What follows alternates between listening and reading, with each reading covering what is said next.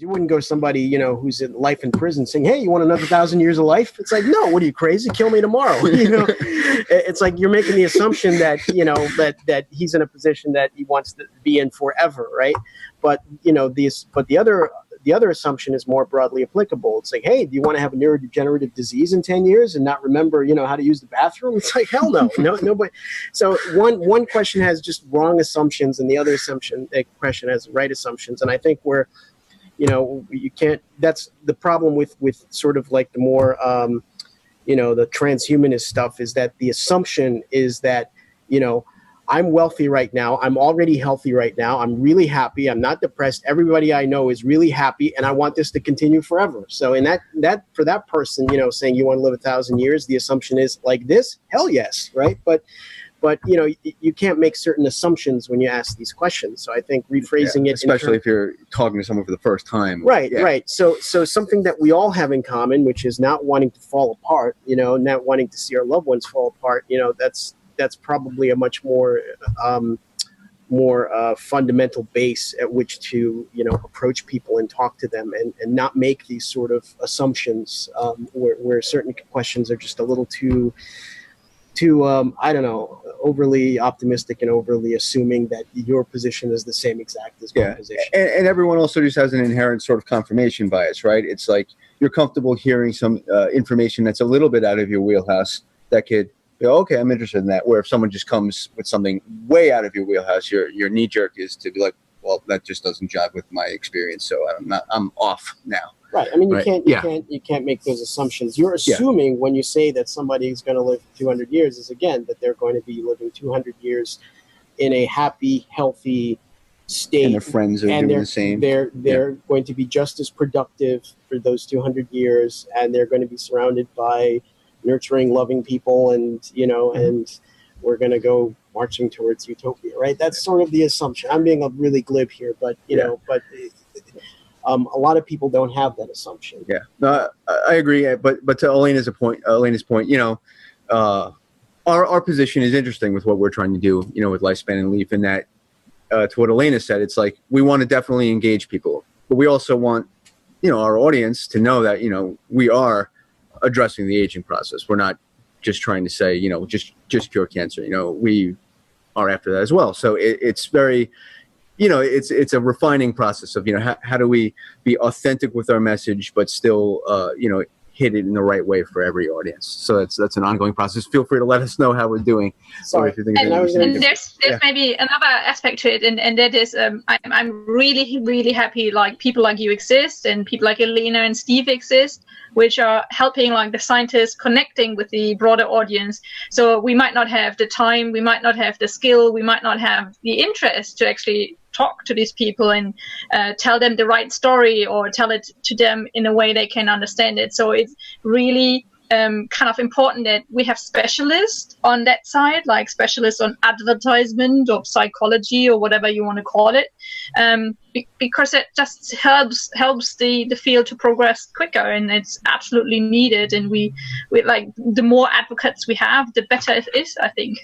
And we have different stories for different audiences, so there's nothing wrong of having like the people which like the more extreme cases and want to have like, oh, I'm only for hardcore life extension, and the other one saying like, okay, I'm a bit milder, and like if you cure AD as well, like Alzheimer as well, that's fine for me, and kind of I go with mainstream. Yeah, I agree. Well, I'm glad that the work is appreciated. To that point, I think, Steve, are there any comments coming in on Facebook that are on this topic? Advocacy in general, or questions or suggestions on Facebook? You're muted. We can't hear you, Steve. Technology. Oh, do you hear me? Yes. Yeah. Oh, yeah. For some reason, it jumbles the questions up. I haven't got anything about advocacy specifically, but I was going to say about messaging. It's really important. One of the things that people fall foul of is when someone says, well, would you like to live longer, or would you like to live another 20 years or 30 years? They often put a number on it, and the first thing a lot of people think is, 20 or 30 extra years in a wheelchair, fantastic. you know, or in a care home. A lot of people hear the word when you say longevity, they think it means more years sick. It's obviously not the aim of rejuvenation biotechnology, and it's really important how we sort of convey that message. You know, I think it's really important because a lot of people get the wrong end of the stick. And I'm going to say it, but it's my pet peeve. People use extreme messaging as well. They say things like, "Oh, I'm going to live forever," or they'll say the horrible word that I hate, which is immortality, and people run a mile. So I think we've got to sort of be very tactical in how we present the message. You know, we don't want to be timid. We don't want to be conservative. I think we can be upfront about what our aims are, but we've got to be careful as a community. I mean, that's not just, you know, researchers or myself or Elena. That's everybody. We need to sort of think before we sort of convey the message. You know, it's really important. And I think that's how we're going to get people on side. Doesn't mean we have to be timid or conservative, and it doesn't mean that we have to present health span as the ultimate goal. Some people think that health span is the ultimate goal. I don't share that opinion, and I'm sure a lot of you here don't. I want more health, and I want more years. I want more of the good stuff. Yeah, I want to be that's what it's all about. I want to be ascension ball of plasma energy. Going to space. 2001. Well, we could do a Kickstarter for that, Oliver, if you like. Let's sponsor Oliver to become a pure energy being. I'm imagining something like from Star Trek, the original TV series. Sorry, it's pop culture time, Keith. Yeah. And, you know, I reckon you could be in a new, a sort of reboot of Star Trek. I'll go for Ascension Nebula. That's what I'll do. Okay, I'll go for 2001 Space Baby. But yeah, to that point, I think it's the trick there is to also always be authentic, right?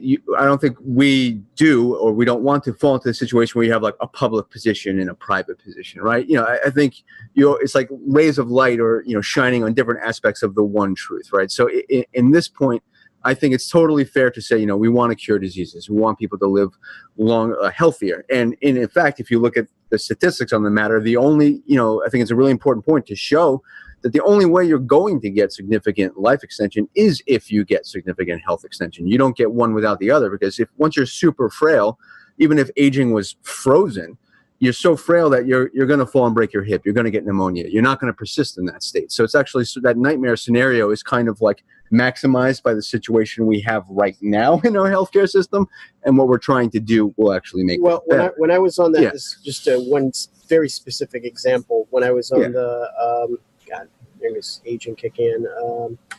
Ernie Anastas. When I was on the Ernie Anastas on Fox News, like he asked me like what was my prediction, like, you know, like in the future, and I said my prediction that, you know, within my lifespan, I'd like to see the first 200-year-old person win a marathon, and I think that kind of, you know, viscerally summed it up for me. That you know, when you say, oh, I'd like to see a 200-year-old person, you know, that opens up a lot of people saying, what, on a ventilator? But you say, I want to see a 200-year-old person win a marathon. Well, obviously you can't win a marathon if you're frail and sick and falling apart. And everybody loves those stories when you see a 100-year-old marathon. So phrasing it in that perspective, it's like I like to see an Olympics where the participants are all 500 years old, right? I mean, that is basically what we're looking for, right? Yeah. That's what we're aiming at. So I think you can still totally focus on curing diseases and health, but I do think that if someone, because I have some, not complaints, but certain advocates I've seen in public talks have, in my opinion, shied away from this. That,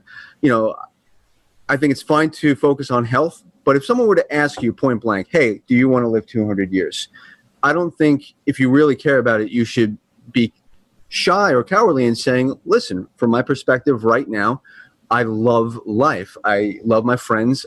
And if this is what can persist, right, from my perspective right now, yeah, I would like to persist that until the future and let my future self decide. I don't think you should be ashamed to say, I love life. Right, but again, that's the assumption. That's just whittling it down to a number. And Yeah. like, if you go on the news and somebody runs a marathon at age 90, nobody says, oh man, that's freaking horrible. Like, everybody's cheering them on, saying, oh my God, I wish I was like this person. If I were to ask you, right, if I were to ask an average person on the street right now, and ask them, do you want to live to 100? Some of them are going to shy away and say, no, not really, because I'm going to be like a real pile of crap, and I don't want to be 100. But if you say, hey, but almost everybody I know, when they see a story about a 100-year-old person finishing a marathon, going, holy shit, I want to be that guy. Everybody, like, I don't know one person who turns around and says, nah, I wish I was in bed. I'm like just frail. I don't want to be like this guy. Everybody says, I want to be that guy or that girl or whoever it is that's 100 and finishing that race, right? So it's not the years that people aren't afraid of living forever. It's just the assumption is, and it's a correct assumption given on our current technology and how people are treated, that you are going to be a burden on everybody, and you are going to be sick, and you're going to be wishing you were dead for the next 40 years. And, and I think it is kind of, it is, we try to get around that, but it is not, I think, an illogical assumption for people to make, because that's what they see. That's how people are treated. People end up in hospice, and they don't want to be like that. But when you actually show them proof positive of somebody doing something like climbing a mountain at age 95, almost everybody says, holy shit, I want to be that person, And so I don't think it's, aging is not something, and aging healthy and living healthy for a long time, as long as possible, is not something I think people are adverse to. It's just fundamentally being ill and in pain and suffering and being trapped in, a body that's basically their torture chamber, for X amount of years. That's what people are afraid of. Yeah. Rightly so, because that's how people exist right now, for in a lot of cases. So that's the Timidus error, I'm afraid, isn't it? It's a classic. It's the Timidus error. It's, like I said earlier, it's the word longevity equals, oh, would you like to live another 20 years? And that instantly in many people's minds is another 20 years in a wheelchair. But the Greek But the interesting thing is, there's just been a study released this month, actually, in Australia, that shows that the longer people are living, the longer their health span is. So we're not actually having more years of decrepitude. That period has actually shrunk towards the end, like a compression of morbidity at the end of life. So the longer that the people are each year they're gaining. And the thing in the study was, and I'll dig this out and send it to you if you like, was they're finding that people are gaining more healthy years at a quicker rate as well, which is really interesting, because that compression of morbidity is occurring. So if we push that out, I honestly think it would probably keep pushing away. So you would delay the onset of diseases. We don't know until we get there. But I mean, look at examples like Jean Claremont. I mean, she remained active and up until about, an independent, up till around about 115. If I recall, she set fire to her kitchen. And that was, at that point, they said, well, come on now, look, enough's enough. But a lot of supersanitarians have remained extremely active and independent right until the very end. So it kind of sort of verifies that compression of morbidity is occurring thanks to current healthcare, and it's getting better. And I think it's only going to get better over time. And as rejuvenation biotechnology comes in, well, I mean, what the possibilities are crazy. I'm excited.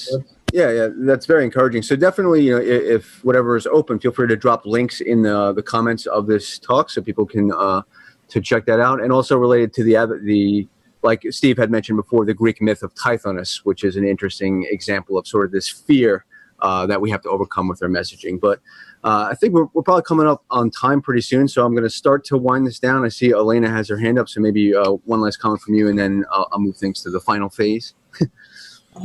Yes, awesome. Well, I just wanted to point out that, again, there are many studies that are investigating how public reacts to different messages, and one that I find particularly interesting is the one done by Brad Partridge and his colleagues. It was on Australian population, and there were some 600 participants, if I'm not mistaken. The funny part about this study was that in the introduction text, there was said that actually the scientists are aiming to extend healthy period of life by slowing down the processes of aging. However, about 1/3 of the participants still named as a concern the extension of unhealthy and frail period of life. So what should this tell us? I believe it should tell us that people don't really understand what aging is, what are mechanisms of aging, and how they are related to the onset of age-related diseases. So my call will be just to start with the basics and to explain as much as possible before going to things like life extension, longevity, and benefits of longevity or something, because people don't really know about these things as much as we do. And so it's very hard for them to imagine how exactly the layout of their life is going to be if all these technologies are applied